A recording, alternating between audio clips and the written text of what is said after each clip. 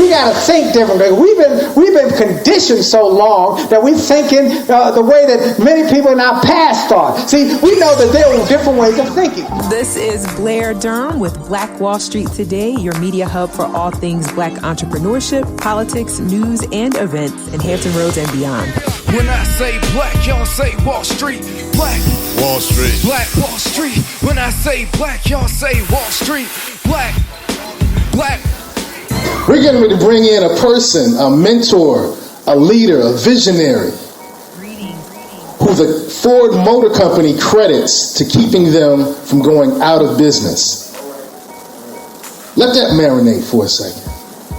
The Ford Motor Company credits this mentor, this visionary, this leader for staying in business. He's toured the world with Les Brown. I grew up in Columbus, Ohio, so I got a chance to hear Les Brown on the radio when he was a disc jockey. He visited my high school before he became the Les Brown that we knew. And there was a song by Midnight Star, No Parking on the Dance Floor. And he told us, y'all remember that, right? He said, don't park it on the dance floor, park it in the library. Don't park it on the dance floor, park it in your college. And it was that type of visionary work that have led me and others to do the things we're doing now. And to know that this man has toured with the likes of Les Brown speaks reams and just shows the greatness that we have in front of us. Best-selling books, turning setbacks into greenbacks. Let's let that marinate.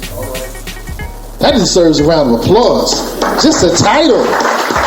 Turning setbacks into greenbacks.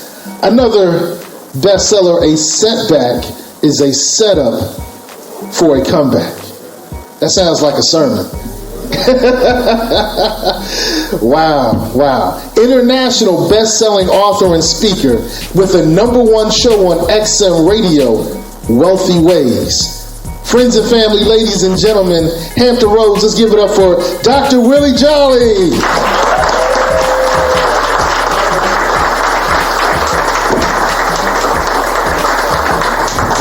Well, I have only just a minute, only 60 seconds in it. Forced upon me, can't refuse it. Didn't seek it, didn't choose it, but it's up to me to use it. I must suffer if I lose it, give account if I abuse it. Just a tiny little minute, but our eternity's wrapped up in it. Good morning, Hampton Roads and Hampton, Virginia. Thank you for letting me be here. Good morning. Good morning. I want to thank Jimmy Gray for those kind words. I want to thank Seiko for that great introduction. And then I got to take a special moment to thank Blair Durham for being a leader and proactive. She's proactive. So I'm going to give you a quick synopsis how this happened that I would be here speaking to you. First of all, some years ago, I met a woman from Hampton, Virginia. And she's a crabber. I think that's what they call people from here. And so we are married. That's her back there. That's her. All right. She grew up on Delaware Avenue and went to school here in high school in Hampton. Her father pastored a church on Shell Road and had a grocery store on Ivy Avenue in Newport News. They were entrepreneurs, her mom and dad. And we got married, and her brother is being honored today here in Hampton at, what high school is it, dear, that your brother's been? Phoenix High School. I don't think that's around anymore, is it? No. So you show you how long my brother-in-law been out of high school. Anyway, so my wife said to me about a little over a month ago, we're going to put on your schedule. She said, I put on your schedule, we're going to be in Hampton on July 13th. And I said, well, I wasn't planning on going to Hampton on the 13th of July. I have that weekend. She said, we're going to Hampton because my brother is being honored. I said, I guess I'm going to Hampton.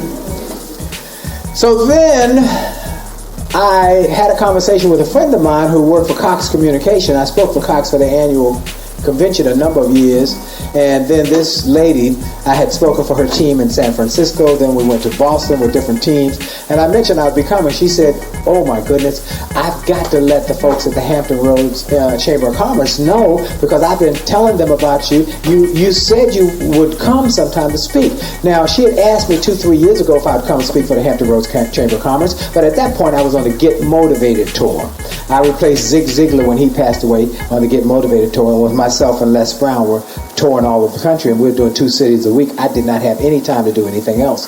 And so I said, when she first asked, I said, I can't do it. So I called her and said, the tour's over, I'm coming to Hampton. She said, let me make some calls. So the next day, the president of the Hampton Roads Chamber called and said, we got to do an event while you're here. We've been wanting you for a couple of years to come and speak. And so we did something on Thursday for the Hampton Roads Chamber of Commerce. Now, they put an ad in the paper or somewhere, I don't know where the ad was. A week ago, or maybe a little over a week, 10 days ago, I get a text from a dear friend of mine who had just come from George Frazier's Power Networking Conference. Anybody go to that, by the way? It's a good thing to know about, so you know about Power Networking, where the biggest networking event for African Americans in America. Well, I've spoken there a number of times. Anyway, this lady was at George Frazier's Power Networking Conference. She met a guy named J.R. Fenwick. J.R. is the president and CEO of Flip That Stock. You want to write that down. Flip That Stock. It's a program to teach African Americans primarily how to flip stocks, how to make money in the stock market. Anyway, he and I are dear friends. We've been friends for many years. JR said he get this text. I don't even remember where I was, but I get this text from JR. He said, a lady I met at Power Networking named Blair Durham saw in an ad that you were coming to Hampton Roads area. She wants to know, can she talk to you? I said, sure. Give her my number. So she calls me. She said, would you consider speaking for the Black Chamber? I said, absolutely. Oh, that's who I really want to talk to. And so she was proactive. So I want to give her a big round of applause. She said, I'm going to make it happen. I'm going to find a place. And I told her my restraints and time and so forth. She said, I will make it happen. I will make it happen. So she did. And so I'm grateful. And so I want to shout her out. And I want to, again, shout the elected officials out here. Then I got to give one more shout out to my brother right here in the front row. This is Bruce Williams. Bruce Williams is an advertising exec. But more importantly, Bruce Williams is a friend of mine. He brought me here about 23 years ago to speak for 200 plus men. There was a guy named, what was his name? Hugo Owens. Dr. Hugo Owens was the president. He had been the president of the... Right, but he had been one of the originators, but he had been the president of the National Dental Association. Yeah, Hugo Owens. And he was a great dentist, leader, and Bruce invited me, and I spoke, and Hugo Owens said something that changed my life. He said, young man, I'm going to tell you something. I only been speaking at that point 4 or 5 years. He said, young man, I heard a guy speak who reminds me of you, and you remind me of him. His name was Benjamin Mays. Benjamin Mays, who was Martin Luther King. He said, you had the same kind of sound in your voice. I said, you actually heard Dr. Mays? He said, I heard Dr. Mays. I knew Dr. Mays. You remind me of Dr. Mays. And so that piece I start with, I have only just a minute, only 60 seconds in it, was written by Dr. Benjamin Mays. For those who don't know who Benjamin Mays was, he was Martin Luther King Jr.'s mentor. When Martin Luther King Jr. went to Morehouse College, Benjamin Mays was the mentor that inspired him. In fact, I'll give you a little quick point from one of my books while I'm thinking about it, because I don't want to forget this. Benjamin Mays, imagine this scenario. Hot summer day, 1944. You're in the campus of Morehouse College, sweltering hot day. But on that sweltering hot day, there's a gentleman in his office, Dr. Benjamin Elijah Mays, sitting in his office, dabbing the perspiration from his brow. There's a big old wooden fan that's blowing over in the corner, blowing hot air, but he still is dignified, shirt and tie, just looking great and wonderful. And there's a knock on his door. He says, come in. The big wooden door swings open, and in the doorway is a man and a teenage boy. Dr. Mays jumped to his feet to grab the hand of the man. Martin Luther King Sr., Daddy King. He says, Daddy King, my friend, come on in. Daddy King says, come on in, son. He said, Dr. Mays, I know you're busy. I'm not going to take a lot of your time. I just want to introduce you to my son, ML. His real name is Martin Luther King Jr., but we call him ML. He's 15 years old, and he just graduated from high school. He's going to college here in the fall. 15, just graduated from high school, going to college. Very bright boy. And he's a good boy, never given me a stitch of trouble. But he's missing something. And I came here today to ask a big favor. A big favor. No, I don't need tuition. It's bigger than that. No, I don't need room and board. It's more critical than that. I came here today to ask you if you teach my son how to dream big dreams. Would you teach my boy how to dream impossible dreams? And Dr. Mays took that on the task. And he gave young ML a piece. And he said, young man, read this piece. Read it every day, and it will change your life. And young ML read it every day, and it changed his life. And one day, I got hold of that piece. And I started reading it every day. And it changed my life. And then I wrote my first book. And I put this piece in the book. And the book started going out around the country and around the world. And I started getting emails and messages from people around America, then from people in China and Nigeria and India and South Africa who said, I read that piece in your book. Page 11, changed my life. It's so profound, but yet so simple. It simply reads, it must be borne in mind that the tragedy of life does not lie in not reaching your goal. No. The tragedy lies in not having a goal to reach for. It is not a calamity to die with your dreams unfulfilled, but it is a calamity not to dream. It is not a disaster to be unable to capture your ideals, but it is a disaster to have no ideals to capture. It is not a disgrace not to reach the stars, but it is a disgrace to have no stars to reach for. Not failure, but low aim is sin. Dr. Mays taught young ML, and we all know the power of his message because he stood on the steps of the Lincoln Memorial one day and gave a speech called I Have a... So folks, the first thing I want to talk to you about is the power of your dreams. I'm grateful to be here. I'm grateful for the opportunity to share, and I'm going to call this family time. Is that okay with y'all? This is family time. Hampton is my home, my other home. And so I'm very grateful that this is family time. Now, before I get started talking about the dream, I got to talk about my dream, who is standing outside. See, I'm a newlywed. I told you we got married, but she graduated some years. She's from Hampton, but we're newlyweds. Oh, y'all supposed to clap. Yeah, we're newlyweds. June 28th, we celebrated 34 years of marriage. Now, there she is back there. She turns me on. We newlyweds, 34 years. We've been married for 34 years. And people always ask, well, how you say you're newlywed? Because I still got the fire for her. That's how.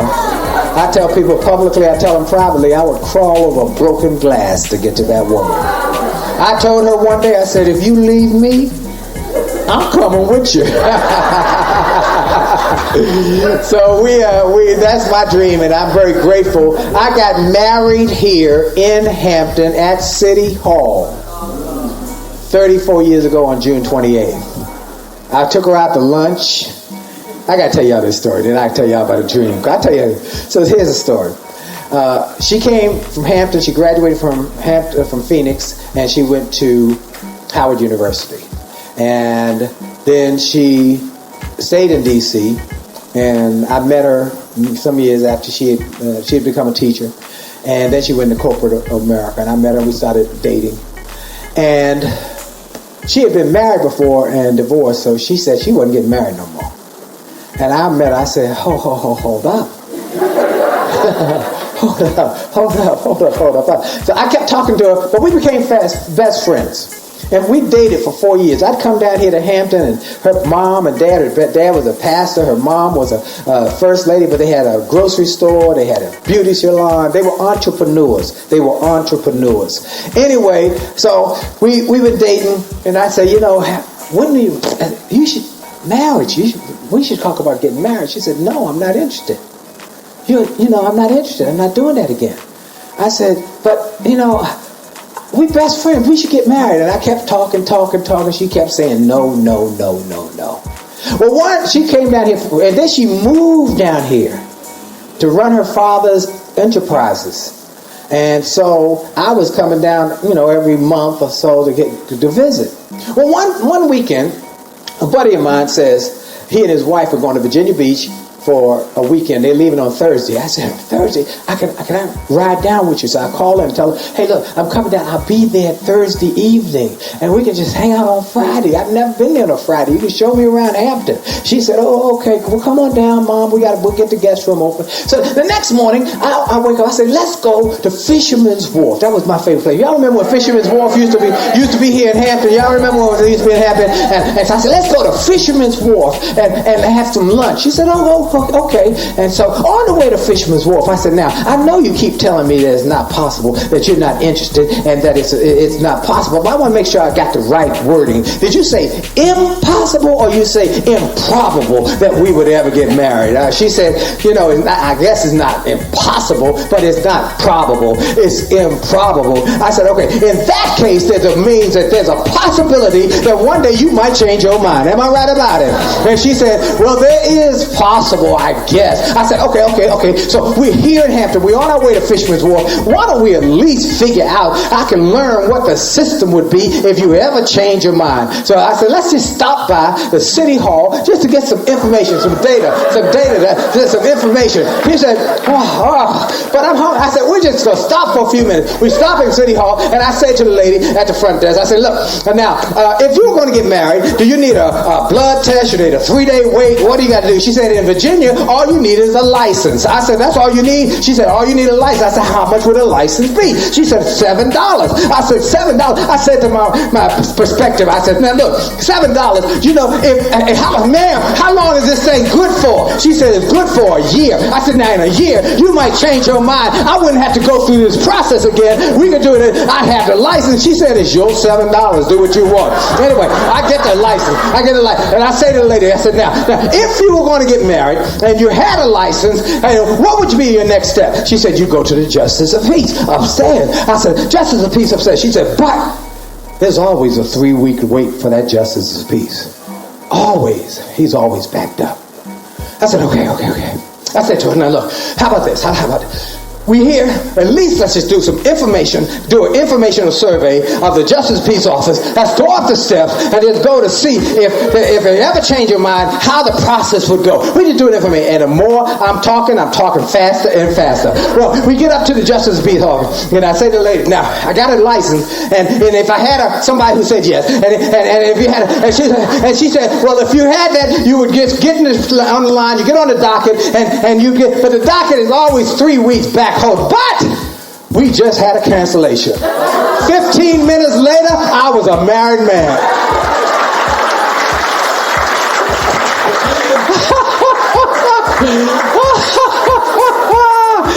Now, I will say she has said since that day was the best decision she ever made. So we have a 33-year-old son who is an attorney. And we travel all over the world, and we get to be together, and we're best friends. So, very grateful for Hampton, Virginia. So, this is family time, okay? Y'all family. So, I'm going to tell you the inside, real deal secrets to success. And if you use them, they will use it. I will encourage you to take some notes. Because I believe a sharp pencil is better than a long memory any day of the week. First thing, I talked about the power of the dream. You got to have a dream. You hear people talk about the power of a dream, but it is critical to your success. You got to get a dream, something that's burning in your spirit. For those who don't know, who's heard me speak before any time? Who's never heard me speak before? who had never heard of me before you got this thing. Okay, I need to take a moment to introduce who I am so you'll know my story. 35 years ago or so, I was finishing college. I put myself through college by singing jingles. I was in the music industry. My brother was the first jazz graduate from Howard University. He opened the jazz department. We both were in the music industry. My brother and I created a jingle company. And a jingle company, we created jingles. For those who don't know what jingles are, they're television and radio commercials. And for many years, I was one of the top jingle singers on the East Coast. I sang jingles for lots of products, many of them you've heard. Pizza Hut making it great. We work well together. News for and you. BET, Black Entertainment TV. So I sang jingles during the day, but I made the majority of my income singing at night in nightclubs. That's where I made my living. I was a nightclub singer, singing in dark, dank, smoke-filled nightclubs, singing songs I hated. But I kept on singing them because they kept on paying me. See, one song I couldn't stand, I hated it. Feelings, I hate that song. But every night the club would say, sing feelings, sing feelings. And I'd sing it loud and strong because I was trying to get discovered. Not knowing most of the people too drunk to discover their way out the front door. Well, I bought a new house, sports car. We were making some money in that nightclub. People were packing it in. People would line up at 7 o'clock for the 8 o'clock show, 9 o'clock for the 10 o'clock show. I won the award, Best Jazz Singer, Best Entertainer, Best Performer. Things were going good. We were getting written up, and things were going good. They were packing in, and things were just great. But one night I went in the nightclub. Club manager said to me when I walked in, he said, "Well, I'll talk to you after tonight's show." I said to the guys in the band, they want to talk. We've been selling out for 6 months. We got standing room only audience. We about to get our raise. We about to get paid. I walked in his office that night. He said, "You were great." I said, "Thank you." "People loved you." I said, "Thank you." "We've made a lot of money since you've been here." "Yes." He said, "That's why it's hard for me to tell you what I got to tell you." The owners of the club have decided they got to get a better return on investment. And the only way to do that with a full, packed out nightclub is to lower cost. And the band's the biggest cost. And there's something else going around the country that's packing out nightclubs that's a lot cheaper than a band. We bought a karaoke machine. I said, "What? What? What about my bills?"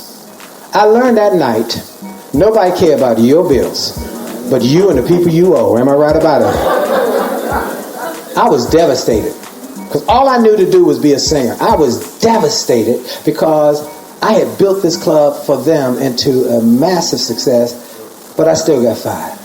And many people in America are going through the same situation. They work hard, but they got caught up in a numbers game. They got caught up in some sort of economic downturn, or they just got to a certain age. People said they might not think they think they were as productive, and so they let them go. Well, I didn't know what to do.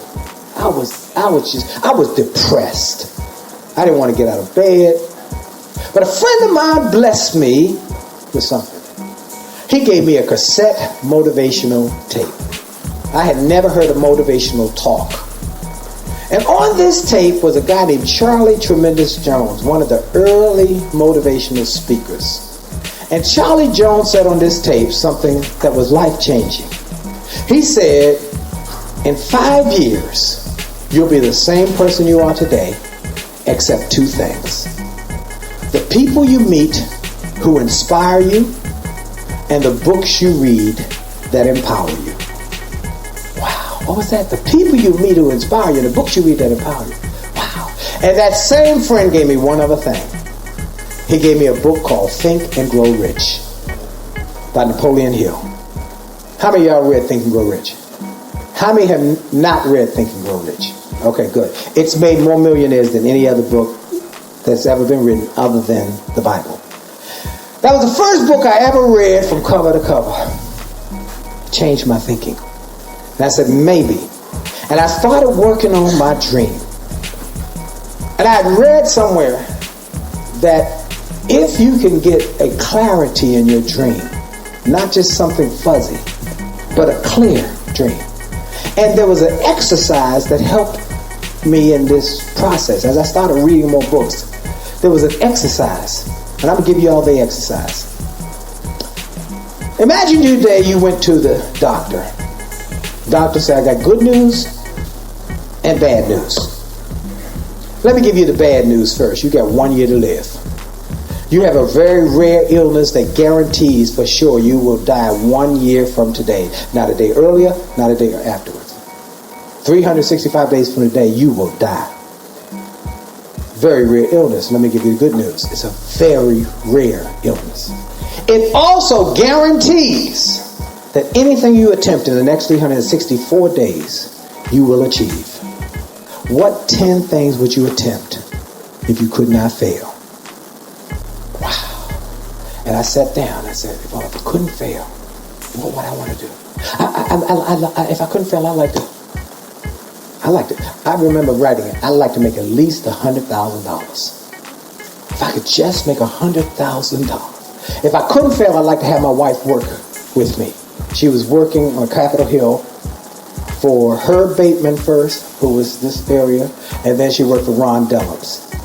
I said, I'd like to have her work for me. She runs their offices. She could run mine. If I couldn't fail, I'd like to maybe give some speeches. If I couldn't fail, maybe I could write a book or something. If I couldn't fail, maybe I could do some television. I started working on that dream. Because see, when you got time sensitivity and it's a hard, urgent need, you start to focus on that dream. So I wrote down 10 things that I would go after if I couldn't fail. And I started reading that sheet every day. In fact, that sheet today is still in my Bible. And it's dated. I remember the date I wrote it. Anyway, I started dreaming, and then I started feeling that maybe there were some possibilities. And that dream started to empower my thoughts. I took a job while I was trying to figure out what I was going to do with the Washington, D.C. public school system as a drug prevention coordinator, talking to little kids about staying away from drugs.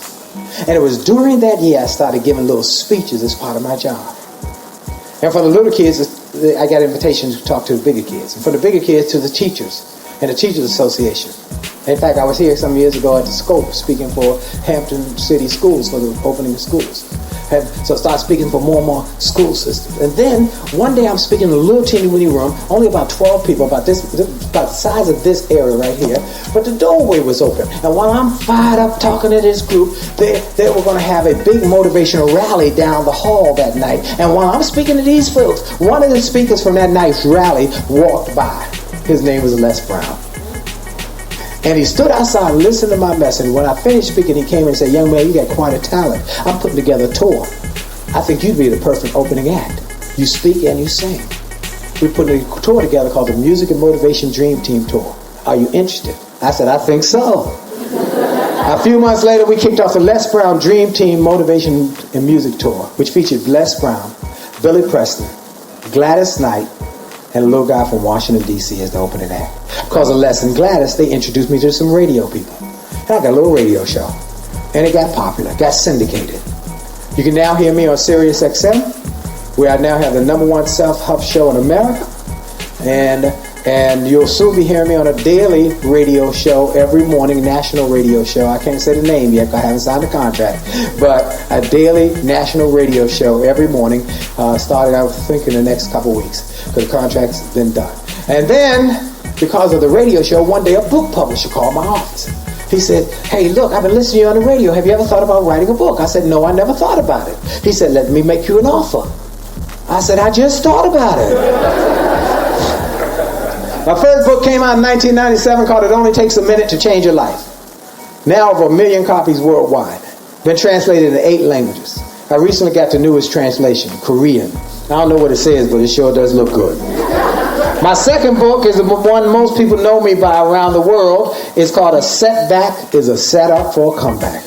As you said, that this will preach? Yes, it did. In fact, I thank all the preachers who have made this an international bestseller. Bishop Jakes and Joel Osteen just about every Sunday on TV says, "I sat back, nothing but to set up for a comeback." And somebody said to me one day, said, "He never says your name." I said, "I know, I sent him the book." So every time he says, "I sat back, nothing but to set up for a comeback," I scream at that television, "Say it again, Joel. Say that thing one more time." Because every time he says it, my mind says, "Ching, ching, baby, ching, ching." Because if you Google a setback and set up for a comeback, you don't see his face on the book. You see my face on the book. Anyway, and then my third book was called Turn Setback and the Greenback. My fourth book is An Attitude of Excellence. My fifth book is a book my wife and I wrote called Make Love, Make Money, Make It Last. We've been married for 34 years, haven't had an argument in over 30 years. Now, someone asked, "You never had an argument?" I said, I didn't say that. I said, we haven't had an argument in 30 years. Those first couple years were like World War III. But we learned some principles from some wise mentors. Write this one down. There are two ways to any goal: mentors and mistakes. Both will get you there. One just gets you there with less headaches, heartaches, and knots upside your head. Get you some mentors in any area of your life. You should have a mentor in business. You should have a mentor in your health. You should have a mentor in your marriage. So we got some marriage mentors who taught us some principles that kept them from arguing, and it worked for us. And then we wrote the book, and then we interviewed people who've been married 50, 60, and 70 years, and we put their information. This book is just blown up. You can also catch us every Monday night on my Facebook page or Facebook Live, where we do Happily Married Monday with the Jollies. We want to save 1 million marriages and enhance 1 million more.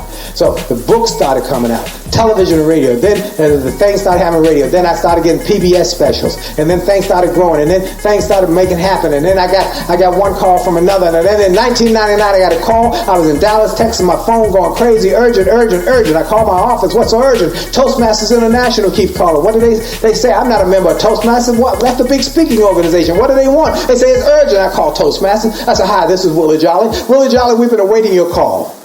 We just want to let you know you've just been named one of the outstanding 5 speakers in the world for this year. Former winners include Colin Powell, Norman Schwarzkopf, Nelson Mandela, Margaret Thatcher, Christopher Reeve." I said, "What? You sure you got the right person? My name is Willie Jolley. Willie Jolley. She said, "The one from Washington, D.C.? I said, "Yeah, the one who wrote the book Setback, Set Up for a Comeback? Yeah, you're the one." I said, "You must be mistaken. Them big dogs. I'm a little dog. I speak to school kids. I speak to churches. I even speak at people's family reunions. I'm a little dog." And the lady said something I'll never forget. She said, "Let me tell you something. Little dog keep yapping loud enough and strong enough, big dogs start to hear about you." Moral of the story: just think if I never had a dream. What's your dream? Now let me go back to that story of sitting in that, of writing those 10 things when I was at a low point. Somebody told me, write 10 things if you couldn't fail.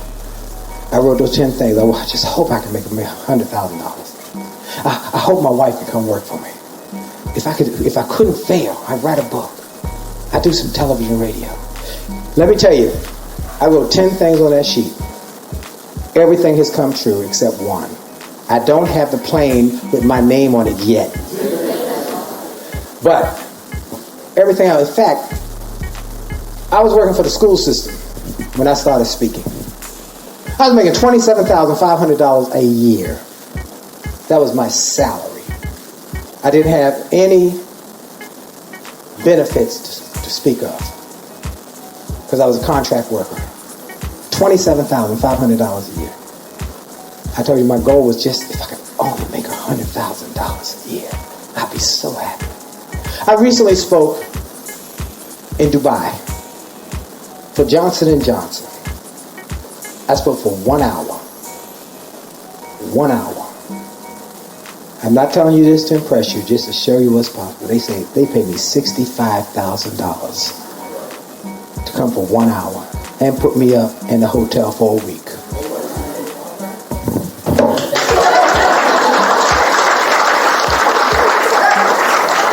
Every time I think about it, I got to give God some glory. Am I right about it? I got to give God some glory.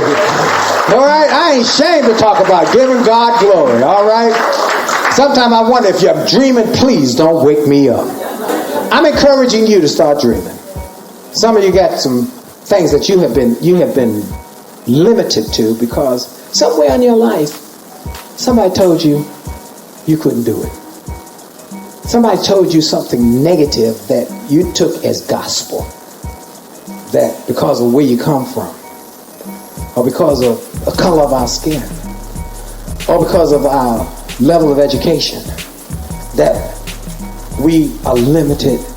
But what really happens is we limit ourselves. Now, when we hear negative information, it does impact us. It does.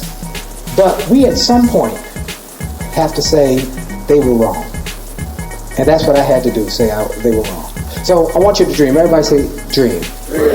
Next thing you got to do if you're going to really make this happen, you got to decide. Decide. You got to make a decision. Decision is taken from the Greek word to cut. You make an incision, you cut in. You make a decision, you cut off. If you're going to be all you were born to be and you're going to do all you were born to do, you're going to have to make a decision to cut off some negative people. And some of those negative people are in your inner circle. And let me tell you something, they are not trying to be mean-spirited. They just happen to suffer from possibility blindness. Oh, baby, you want to start a business? Oh, baby, Aunt Sally tried to start a business once. She ain't make it. She went bankrupt. Baby, you better stay where you at. Bless your heart. Oh man, you want to go back to school? At your age?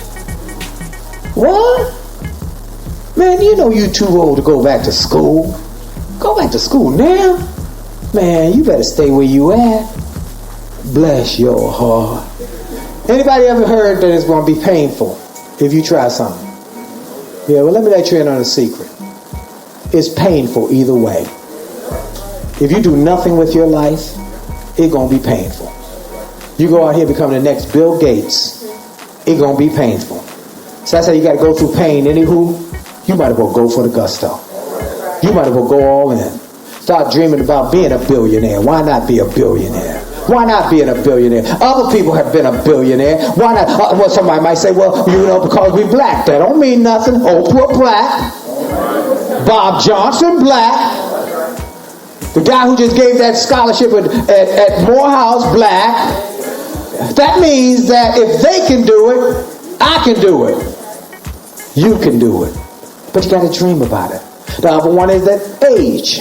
Well, your age is what's limiting you. Wrong again. Age has nothing to do with your success unless you allow it to.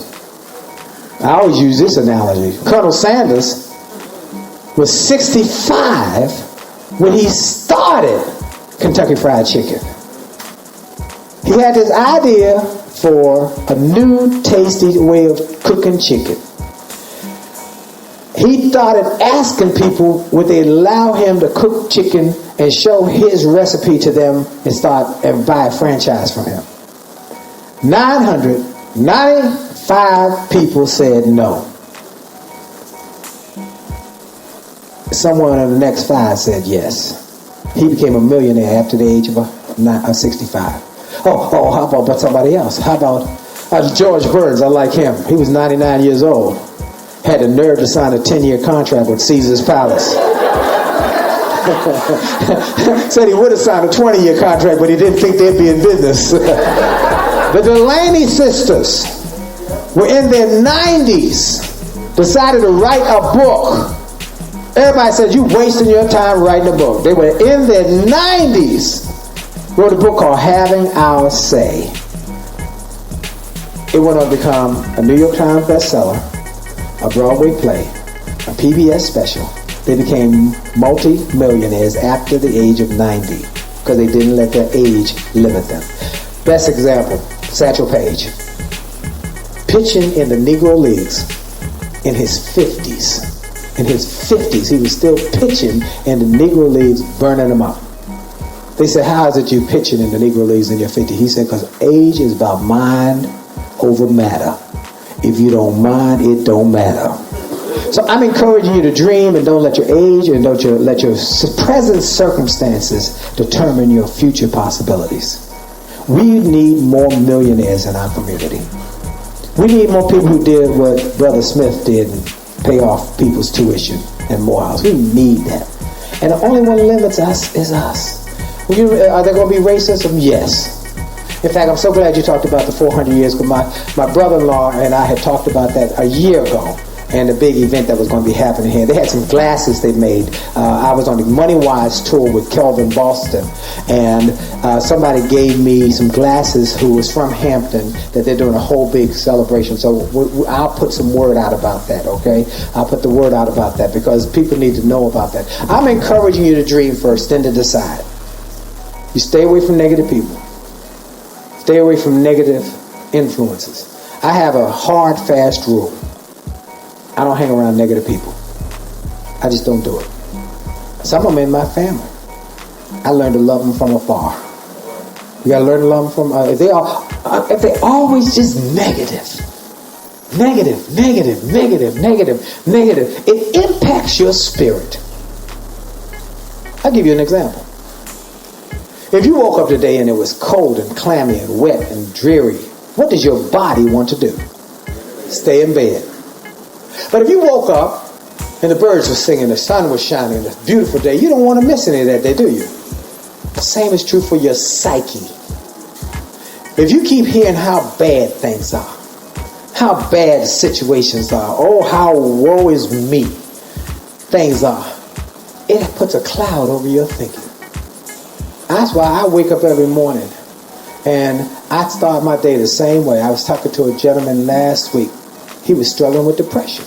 I said, what's your daily routine? He said, I get up, I go to the bathroom, I brush my teeth, put my clothes on, I wash, put my clothes on, I get breakfast, and I go to work. I said, I'm going to give you a new routine.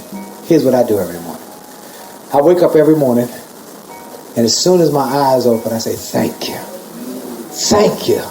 Thank you, thank you, thank you, thank you, thank you. I get another shot. After I thank him, I fall on my knees and I give God some glory.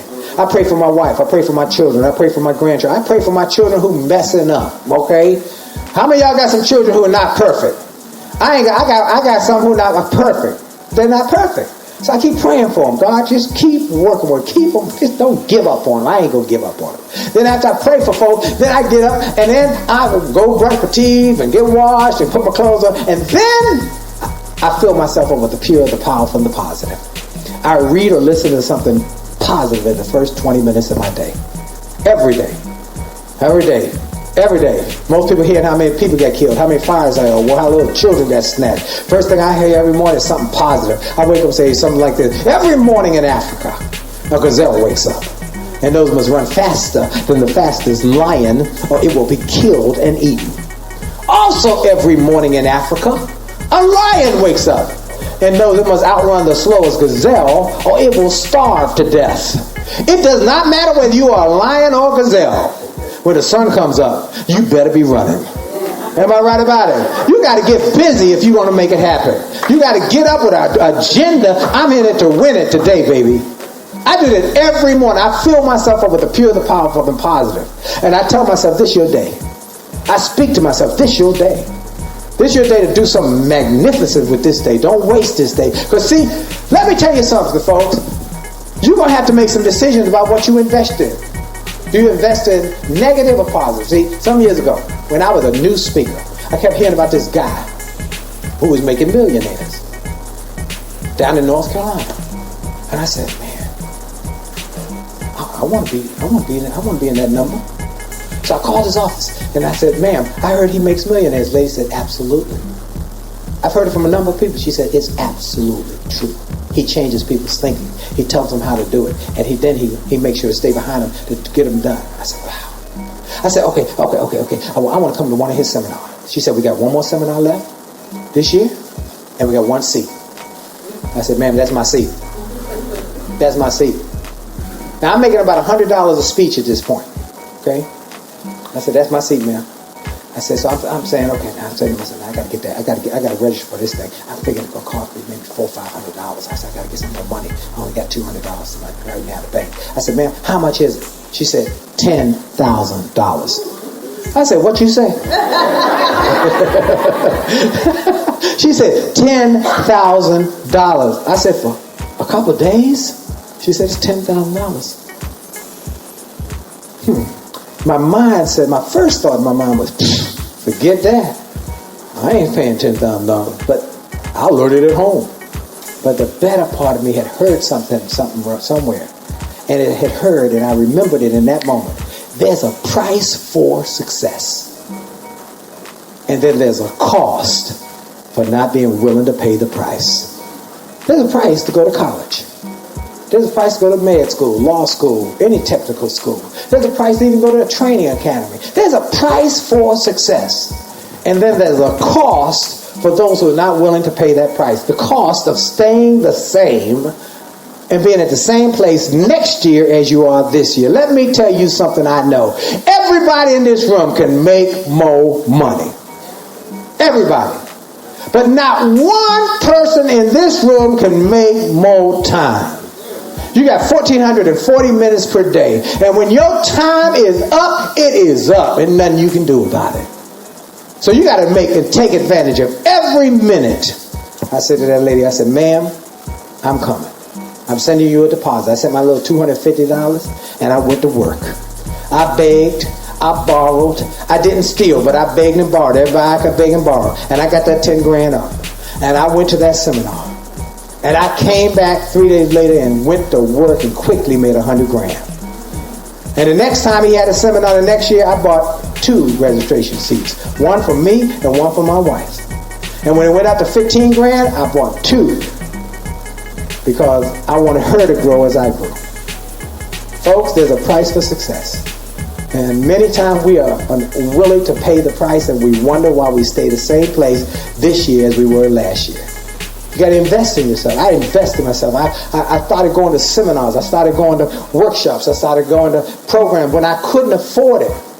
It's like my friend Dave Martin told me when we were on the Get Motivated tour. I'll never forget this story. It's so profound. He said when he was struggling, he went to a seminar. Maybe it was a Get Motivated tour. I don't know what. He said some sort of big rally kind of seminar. And the guy on stage was talking about success and said, I got this product. It's $1,500.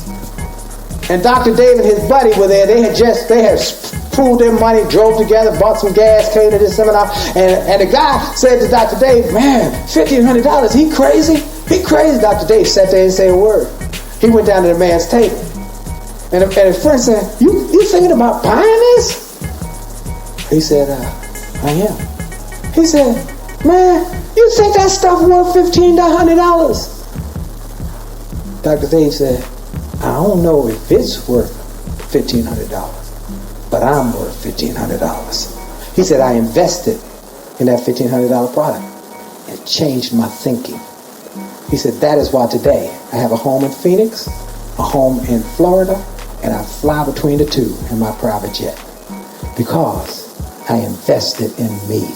I'm encouraging you. You got to dream. You got to decide. And then you got to do. You got to invest in yourself. The third one is do. You got to take action. Invest in you. Go to the library. If you can't afford some resources, go to the library. T.D. Jakes talked about the fact that when he was struggling, he was digging ditches for the utility company in West Virginia. He said, I couldn't afford the resources. I went on Mondays, my day off, and went to the library. And I sat in there all day and I started reading.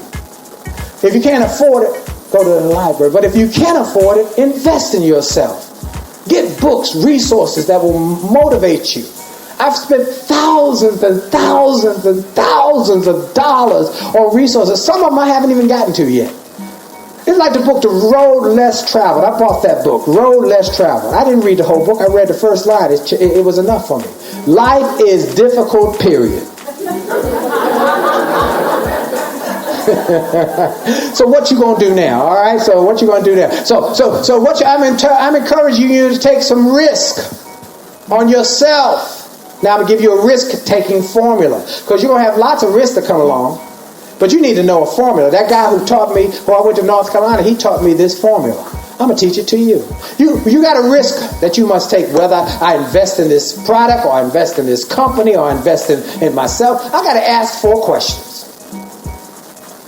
And these 4 questions will answer the risk. Give you a clear answer. Question number 1. What's the best that could happen if I take this risk? What's the best that could happen if I take this risk? Question number 2. What's the worst that could happen if I take this risk? What's the worst that could happen if I take this risk? Question number 3. What's the most likely thing to happen if I take this risk? What's the most likely thing to happen if I take this risk? Question number 4. Here's a ouch question. Are you willing to live with the worst to get to the best? So, when I quit my job at the Washington, D.C. public school system, I didn't know to ask those 4 questions and articulate it like that, but that was basically it. What would be the best that could happen if I quit my job to become a full-time speaker? I could live my dreams. I could travel around the world. I could make millions of dollars. What's the worst that could happen if I quit my job, became a full-time speaker? I could lose my house. Wow. What's the most likely thing to happen if I quit my job, become a full-time speaker? I'm a struggle. I'm a work hard. But if I work hard and struggle, I'm going to keep my head above water. What's the most likely thing to happen is I'll keep my job. Now, question number 4. Am I willing to live with the worst? Lose my house. Notice worst that didn't come up, but I would be dead. As long as I'm not dead, I can get another house. Amen? So, if the worst is I lose my house, to get to the best, live my dreams, that's an easy answer. Now, I'll give you another scenario. When I was traveling, initially I did 200 nights a year in a hotel room. My wife was at home with my kids there. It would be nice when I'd be finished speaking and some lady who had been in the audience comes by the little hotel room I'm in and knocks on the door. I open the door. There's a beautiful lady there. She said, "You were fabulous. Would you like some company?" 4 questions. What's the best that could happen here? Woohoo! A night of rolling in the hay. What's the worst that could happen? I could lose my wife. What's the most likely thing? Have a one-night stand, never see her again. Am I willing to live with the worst, lose my wife, to get to the best? A one-night stand? Absolutely not. So you see, it always answers your question. It'll give you a clear answer. Go through those scenarios. It will work for you. Because you're going to have some risk if you're going to be successful. You have to take some risk. You're going to have to take some risk. So, vision. I want you to work on your vision. That dream. I want you to make that tough decision. I want you to take action on that decision. Do. And then the last one, I'm going to give you one more D. So it's dream, decide, do. And the last one is desire. You do have to want it bad. You got to want it bad. And in wanting it bad, you got to grow you. In my book, The Attitude of Excellence, my latest book, I say that great organizations, whether you're a single organization, a sole proprietor, or whether you're a big Fortune 500, great organizations always give great service. And they give great service because great organizations have great people serving their customers. Great people give great service. Good people give good service. Mediocre people only have the capacity to give mediocre service. And negative people will kill your future and your organization. So if you're serious about growing your organization, growing your success, you got to grow you. What changed my life? With that audio, cassette, and then the books I started reading, and the people I started meeting. And I would just ask them questions. When I met Les Brown, I just asked him questions. And I'd say, man, how do you do it? And we would be on this tour, and I said, how? And he would just pour into me. Now we're best friends. Now sometimes I have to call him, pour into him. Y'all keep him in prayer. He's been fighting cancer. Okay? So I call him, once a week and we talk. But I got around Zig Ziglar. I said, Zig, come on, tell me some secrets. Zig had one line that he consistently said: you help enough other people get what they want, you get everything you want. When I was backstage in Australia with Dr. Stephen Covey, I said, Dr. Covey, come on now, tell me, what are the 7 habits? What's the most powerful? He said, they're all powerful. I said, what's the most powerful? He said, well, the number. He said, seek first to understand, then be understood. That's powerful. He said, but if you want the real one, win-win. Win-win. Figure out how you can help others win. The reason I'm here is because Blair called me. And she said, is there any way you can make it happen? I said, sure, because I believe in win-win. I know one day she's going to help me because I helped her. And here's an interesting thing. I've heard a story when I was on the Get Motivated tour. General Norman Schwarzkopf was a great Army leader. And he was on the Get Motivated tour. And they paid him $50,000 per speech. One time, he went to a city. He was going to go to a city. It was in the newspaper. And he was going to be the opening speaker that morning. A corporation in that same city called his office, or called the booking agent, and said, could he come speak for my team that afternoon? We'll pay him $50,000. And he said no, because it wasn't on his schedule. That just get ready to make me cuss. Blair called me. She said, I can't make no guarantees how many people be there.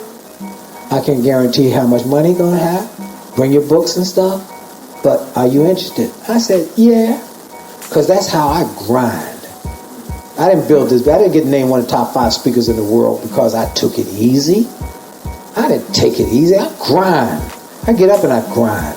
I grind all day. We had Damon John on my XM show. Go to get my podcast. By the way, go see my podcast. My podcast will blow your mind. It's the best podcast I know of because all these people, and it's free. iHeartRadio, C-Suite Radio, TuneIn, Stitcher. You can find it anywhere. But I have General Powell. I have Wally Famous Amos, Damon John. Let me tell you a grind story real quick before I get to Damon. Wally Famous Amos is my dear friend. Y'all all know Wally Famous Amos, Cookie Man? Wally is now 85. On his 80th birthday, I called him. I called him every July the 1st is his birthday. I called him July the 1st. I knew he was in Hawaii. I called him at 3 o'clock. I figured they're 6 hours different. He would be up. I called him and said, Wally, this is Willie. What's up, man? Happy birthday.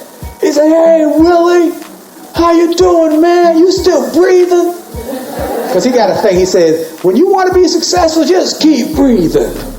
He said, how you doing, Willie? I said, man, I'm calling to say happy birthday, Wally. How you doing, man? I'm great. I'm blessed, Willie. I'm blessed. He said, by the way, I said, so what you doing, man? Man, by the way, right now, I'm in Costco. I said, what you buying in Costco, Wally? He said, buying? I'm selling cookies, baby.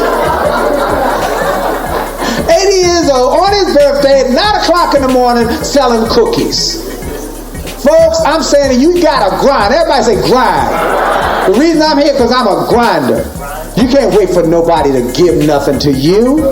You gotta be grinding it out. That's why Damon John said, wake up and, rise and grind is the name of his book. The reason why Damon John is known from Shark Tank because he grind. Don't be afraid to grind. People going to talk about you when you grind. People going to talk about you because you say, they really ambitious. They going to make ambitious sound bad. They money hungry. No, I'm not money hungry. I believe money is a tool. Money is a tool for me to be able to live a certain lifestyle. But more importantly, money is a tool for me to leave a legacy. Someone asked me on a radio or television show somewhere, I said, what's your biggest goal, Willie Jolley? It didn't take me any time to think about it. My biggest goal is 100 years from now, some child will walk into a room, look at a picture of me and my wife, run up to that picture, kiss it, and say, thank you, great-great-great-great-great-great-great-great-granddaddy, for what you did back in 2019, 2020, 2021, so that we could have a house, we could have a business, we could have a future. Thank you. I will never meet that grandchild. But I want to leave a legacy. See, the Carnegies know who their great-great-grandfather is. The Rockefellers know who their great-great-grandfather is. We need to create some legacy so that 100 years from now, we will not know that child, but that child will prosper. See, T.D. Jakes said to me one day, he said, give a man a fish, he eat for a day. Teach him a fish, he eat for a lifetime. But you help him buy the pond, and his great-great-grandchildren will keep eating.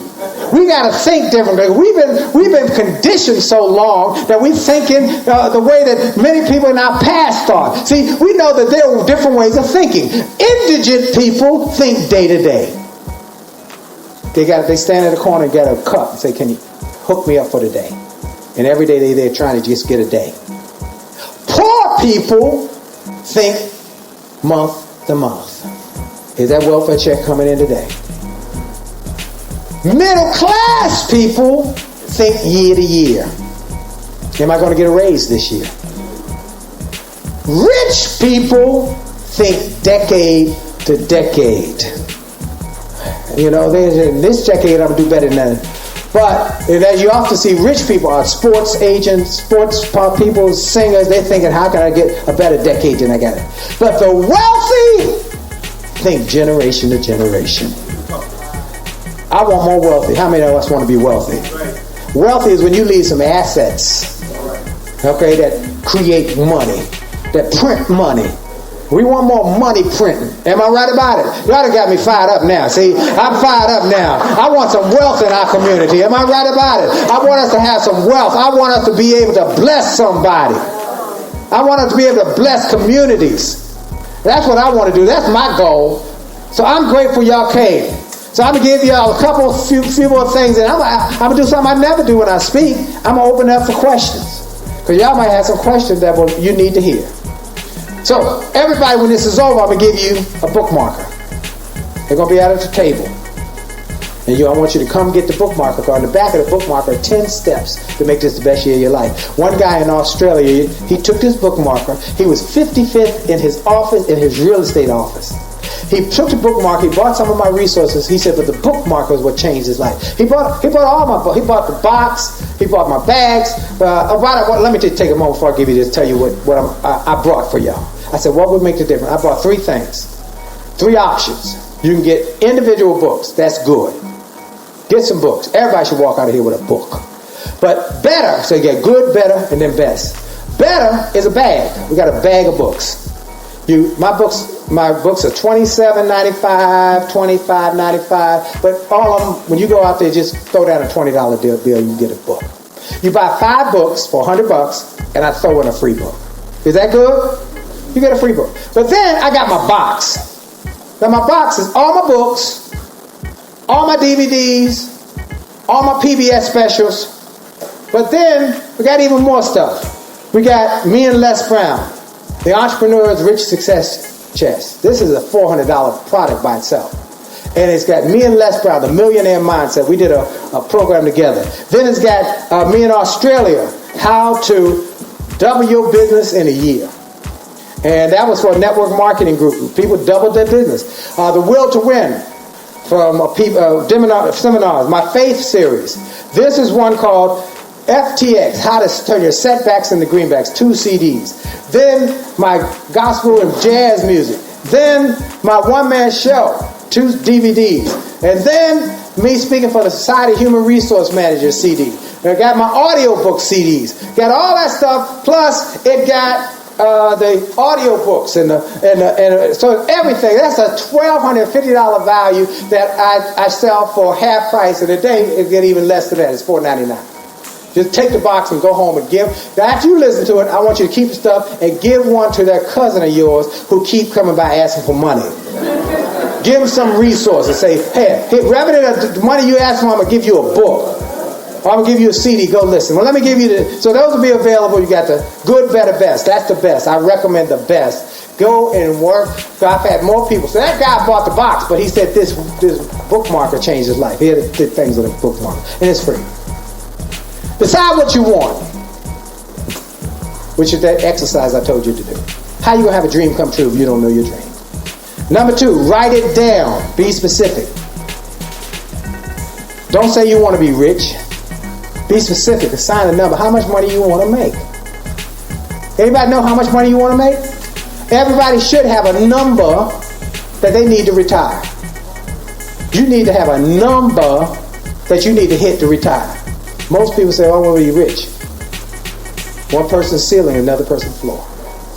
Number 3, read your goals 3 times a day. How many have written goals? All right. If you don't have written goals, do that exercise today and write your goals down. A goal that's not written is a wish. And wish have no power. Set a date for your goals. If you don't set a date, you will procrastinate. Think of your goals often. Think of your goals every day.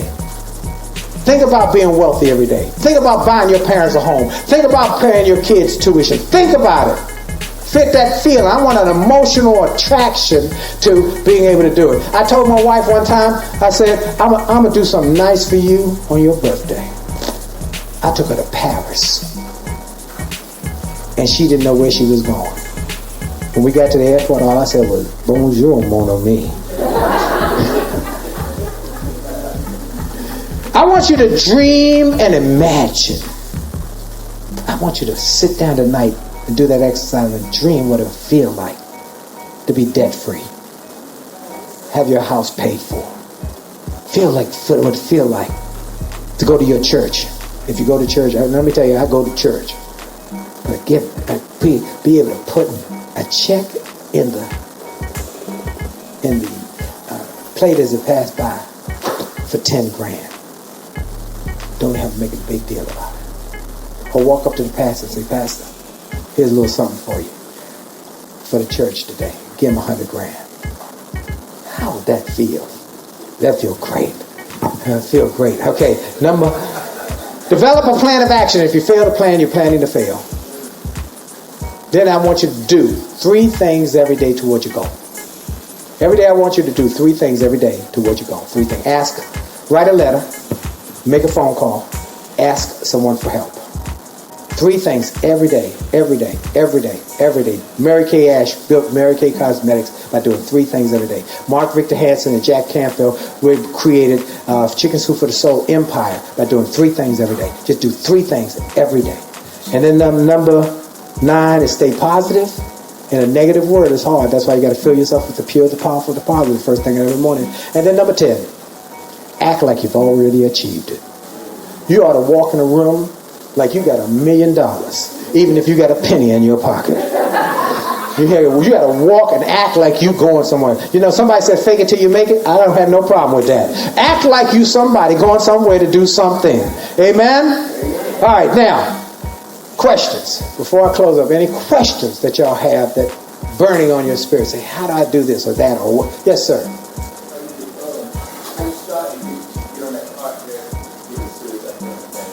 How did I start or how do you start? How do I? You start. I'm going to go off your group. Okay, great. That's good. With a podcast, Sirius XM, I'll be honest with you, I slipped in because Radio 1 had a Sirius XM and they were trying to get me to leave WHUR FM where I preceded Stevie Harvey. And I said, I can't leave HUR because I got a handshake deal with the guy and I'm a man of my word. But I will do Sirius for you. And I got Sirius when Radio 1 pulled out. They kept me on, and then the podcast thing blew up. I got a call one day from iHeartRadio. Now here's the answer though. The answer is I got a call from iHeartRadio because I called the lady at iHeartRadio I had met and said, can you have the right guy call me? In other words, here's how you start a podcast. Get online, look for the little equipment you got. You got a computer? All you need is a mic. All right? Start your podcast. Start putting it on YouTube and just get the best guests you can get and just keep calling folks. I got a great podcast. Got some radio stations here? Call them. Call them. I had to call Radio 1. I had to call WHUR hundreds of times. Persist. Persistence breaks down resistance. Okay? That's it. That's the secret to the success. And now it's blowing up. But I'm still calling folks. All right? I'm still calling television, radio. They tell me no. I say, oh, I'll call you tomorrow. All right? Yes, ma'am. All right, see, all right, there we go. We got somebody who'll help you. There we go. There we go. Y'all connect. All right, that's good. Yes, sir.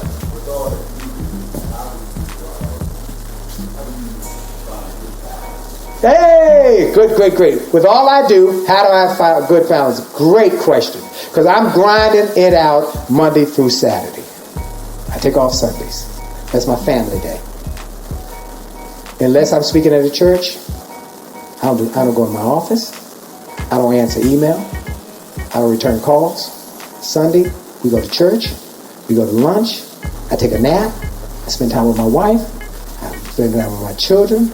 And that's my balance. The other thing is that I don't do any business in my bedroom. None. Absolutely none. I'm not doing any business. That's my family. When I go to my bedroom, I shut it down. I have some hard places and hard decisions. Other than that, I'm working.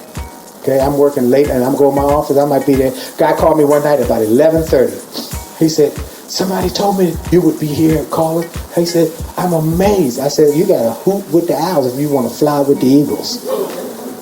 But I also make a point, do two more things. I get 8 hours sleep every night.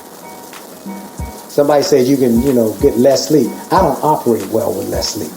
I just don't do it. I'm not a clear-minded. Second thing is I work out every single solitary day. I work out every single solitary day. I told you I'll set some goals, right? If health is not in the top 2, number 3 don't make a difference. You better work out, watch what you eat. My wife has got me eating better. And so setting some health goals. Make your goals clear. Health goals, spiritual goals. My day is very, very regimented. I wake up, I give God the glory, I pray, I get up and get dressed, and I go to the gym, and then while I'm at the gym, I read scripture. That's the first thing I do. Read some scripture. Get something to empower me. Okay?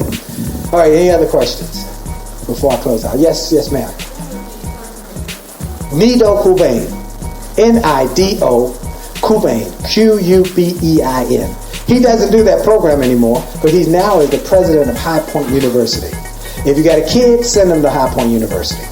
He's the president, the most amazing. And if you can go down there, anybody heard of High Point University? Go take a tour. It's the most amazing university. He's now the president of High Point University. And amazing guy. Read his books. Get any of his resources. Yes, ma'am. Ford. Okay, I'm going to give the Ford story. Before I get anything else, anybody personal. Okay, let me tell the Ford story. I'll come back to you. 2006, I get a call, September 2006, from Ford Motor Company. They had been, Ford, for those, how many of y'all had a Ford somewhere in your history of your family? Just about everybody. Ford at one point was the dominant automaker in America. 80% of cars driven were Fords. But over time, they took their eye off of excellence. What word did I say? And their market share went down. One day in 2006, they woke up, their market share had gone from 50% down to 15% in 1 year. They were on their way out of business. They brought in a new CEO, Alan Mulally, who had turned around Boeing, and they said, we need to change this company or it's out of business. One of the execs at Ford had read my book, A Setback is a Setup for a Comeback. He had heard me speak at a conference in Florida. He called my office, they called my office with the whole conference room and said, we want you to come help us. And I said, well, what do you want me to do? So we need 25,000 people to take a buyout. We got to get, y'all don't know about UAW is the most powerful union in America. They had cut a deal that there was no retirement age, mandatory retirement age. Some of those people on the line at Ford were 83 and 84 years old, still working, and they were getting the highest level of pay. They said, we got to get these people off the line. We cannot pay them. They're not as productive as we need, but we can't fire them because we already hurting. That red blood on the print, on the newspaper will kill us. So we got to get them to leave. Give them $100,000 and 4 years health and 4 years college education if they want it. That's cheaper than firing them. The problem was they started the program in June, and by September, only 400 people had taken their offer. Why wouldn't you take $100,000, Brother Ben? Why wouldn't you? You know why? Because imagine your father worked for Ford, your grandfather worked for Ford, your great-grandfather worked for Ford. All you ever knew was Ford. And in the good time, when they were 3 shifts, you don't have a college education. All you have is a high school GED, but you're working at Ford, and you're making $150,000. If your wife works for Ford, you got $300,000. You got a house in Detroit, a house in the Upper Peninsula, and an RV. You living a good life. Well, the market started going down. Ford's losing their market share. They go from 3 shifts to 2 shifts, and yet the UAW says you still got to pay these people. So Ford is bleeding money. They're losing $1 million a month. They called me and said, we want you to motivate these people to take this buyout. We need you to talk them into taking this buyout. They said, we know you're good at talking folks into stuff. Talk them into taking this buyout. And my response was, no. That would be disingenuous for me to tell people, because I'm gifted at motivating people, to take something, I don't know, their financial situation, their household situation. I can't do that. But if you allow me to tell my story, how I was a broke, busted nightclub singer who became one of the top speakers, and how I made a decision to look for opportunities everywhere. Let me tell my story. I think you'll get a very good result. They said, fine. Ford booked from September, they booked every date I had to Thanksgiving. We were here in Norfolk at the F-150 plant. Every day I was in a different place. Went in, talked to those folks, talk to them about their possibilities, about their dreams, what I'm talking to y'all about. Came time for the buyout vote or the offer to be tendered again. 38,000 people took the buyout. 50% than they expected. One guy, I'll never forget, he came up to me. At the end of my session, he said, let me tell you something. I've been working for 42 years and I'm only 58. I've been working here since I was a teenager. I never heard nobody talk about having a dream. Ever. All I knew was Ford. He said, I'm taking this. He took that, he said, he took that $100,000. He bought a Subway sandwich shop. He went to work. He now has 12 Subway shops across the state of Michigan, and he's a millionaire. I'm telling you folks, so that was 2006. It went so good they brought me back in 2007. They brought me back in 2008. As you remember, 2009, Ford was the only one of the big 3 automakers to be able to reject the government bailout. They went from losing $1 million a month in 2006 to making $1 billion in 2009. Did the economy go up between then? No. What changed? Thinking. Mindset. Detroit Free Press wrote an article about Ford's amazing comeback. Put one line in there, I will always be indebted to that guy who wrote that article. Said, their secret weapon was a guy named Willie Jolley. That day, General Motors called me. That day. Then Wal-Mart called me. Then Prudential called me. Then Prudential of Malaysia called me. Then Prudential of Australia called me. Then South Africa Coca-Cola called me. Then Dubai Johnson & Johnson called me. And then one after another has called me for the last 10 years now, saying, can you do for us what you did for Ford? The power of excellence. Everybody say excellence. Paves a path for you. It does. It pays a path for you. You get a reputation for excellence. People will pay your fee. They will pay you. They'll search you out. And that article did not have my name, my telephone number, my website. Just said Willie Jolley. That guy called me on my cell phone that day. Said, I need you to come. Whatever your fee is, I'll pay it. Praise the Lord. All right. Now, man, you had a question. Yes, sir. I got a few more minutes. My time is up. We over time. All right, so I'm going to close out. Let me see. Thank you again, Blair. Thank you, all the elected officials. Thank you, Bruce, for introducing me to 200 plus men years ago. I want to thank all the sponsors. I encourage you to support sponsors. I'm big on sponsors. Realty sponsors, I speak for a lot of real estate groups. Bank sponsors, I speak for bank groups. There's more sponsors. Hampton City, I want to thank y'all. I want to thank everybody who's been involved in making this happen. I'll close with this.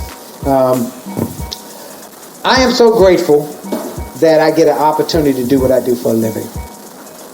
I'm so grateful, and I'm grateful to be here. I'll hopefully come back again. Oh, let me give y'all get a free gift. I want to make sure I don't forget this. I told y'all Think and Grow Rich was the book changed my life, right? People go to williejolly.com/gift. WILLIEJOLLEY.com/gift. But you can just go to the website and look for the free gift. Go to williejolly.com. If you go to that site, I'm going to give everybody a digital copy of Think and Grow Rich. Okay? It's the books you read that'll change your thinking. But it's also the people you meet. Some of those people you meet in person. But some of them you meet via audio or video. So I've got some of my podcast folks who changed my life on that page. Wally Famous Amos and Bob Johnson, America's first black billionaire. And their messages were life-changing for me. So go there. It's people you meet who inspire you and the books you read that empower you. So williejolly.com/gift. Get the free resources. Get my podcast. Listen to my XM show today. You asked when it airs today at 4 o'clock. You have XM? Channel 141. Channel 141. Today's guest is a guy named Evans Charles. He is the youngest black hotel owner in America. He owns Western Hotels. And he heard me speak years ago, and he said it changed his life. I saw him about 6 months ago, right before I did the interview. In fact, the reason I interviewed him was I saw him. He was leaving one of his hotels. I rode around. I finished speaking, and his big black Rolls Royce comes around the corner, and it stops. So I stopped, and his window goes down slowly, and it was Evans Charles, young black guy. He said, "Brother Jolley." I said, "Whoa." Evans, whoa. He said, "Bro Jolley, thank you, man. Thank you." He said, "I'm living my dream." He said, "I just bought this hotel." He has hotels all over the country. Evans Charles. So he's my guest today on my XM show. How he did it. Single mom. But they made a commitment. Okay, I got to close. I'm going to close with my favorite story. I'll be around. I stay around. I ain't got nowhere to go till my brother-in-law speaks in about 2 hours. So I stay around, take pictures, hug necks, sign everything. I sign everything. I heard an article in People magazine about a guy who went to Liverpool, England, 1962. He got 4 guys to sign a playbill, John, Paul, Ringo, and George. He kept that thing for 30 years, took it to Sotheby's, and auctioned it off with a small fee of $350,000. I say that to say, you never know. Some guy you saw in Hampton, Virginia. All right, so get some resources. Everybody should get at least a book, $20. But if you can, get the bag. But the best is the box. I bought 3 or 4 boxes. Get a box. It's usually $1,200. It's half price, usually at $1,250. So it's like $600. Today it's $499. So just get it, go home, and just use it. You go through it, piece by piece by piece by piece. It will change your thinking. All right. Close with this. My favorite story. I was a news speaker. I had no books, had no tapes, had no television, had no radio, had no credentials to be a speaker. Struggling to keep the lights on. Struggling to keep the phones on. It was tough. Is this still on? It was tough. And I was struggling. Things were tough. Things were tough. I want to make sure this one. Okay, great. That's all I need on my phone. And it was tough. I was trying to make things work. I was trying to keep the phones on, the lights on, and I didn't know how I was going to do it.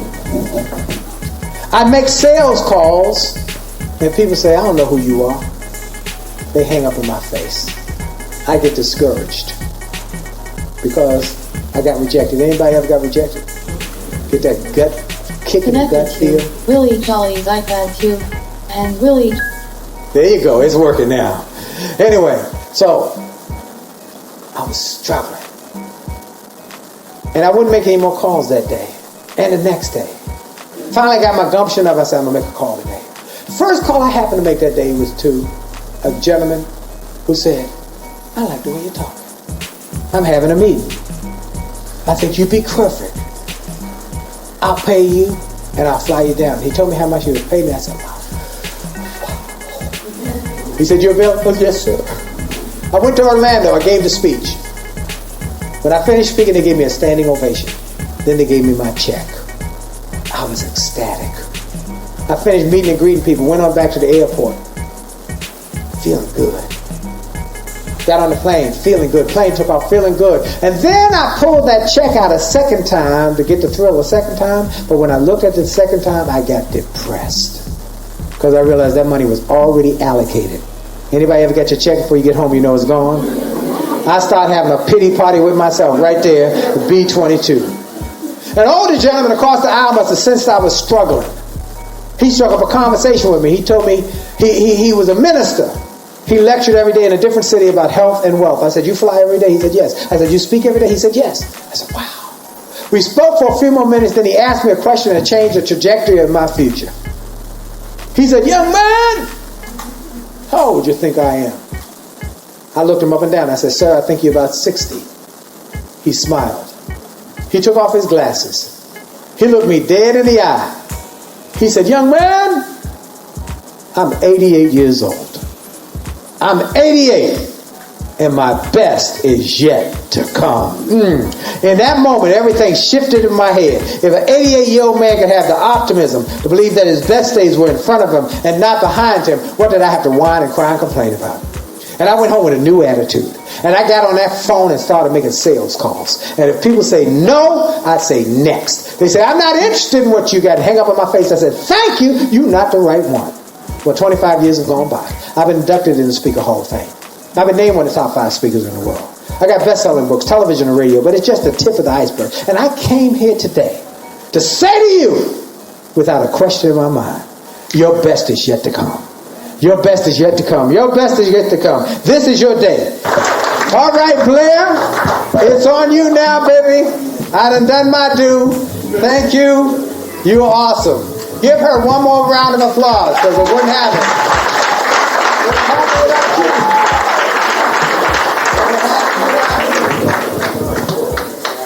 I have nothing to say to follow that. Thank you all.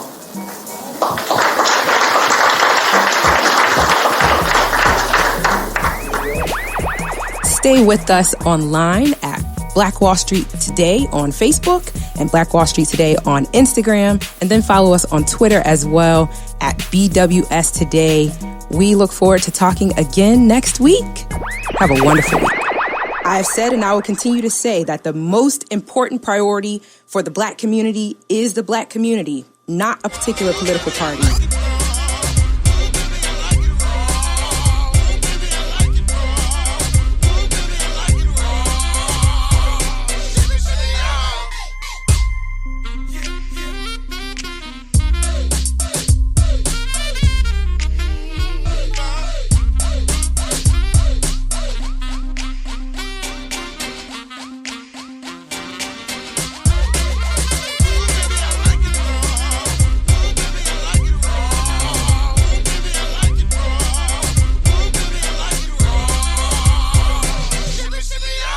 Phenomenal.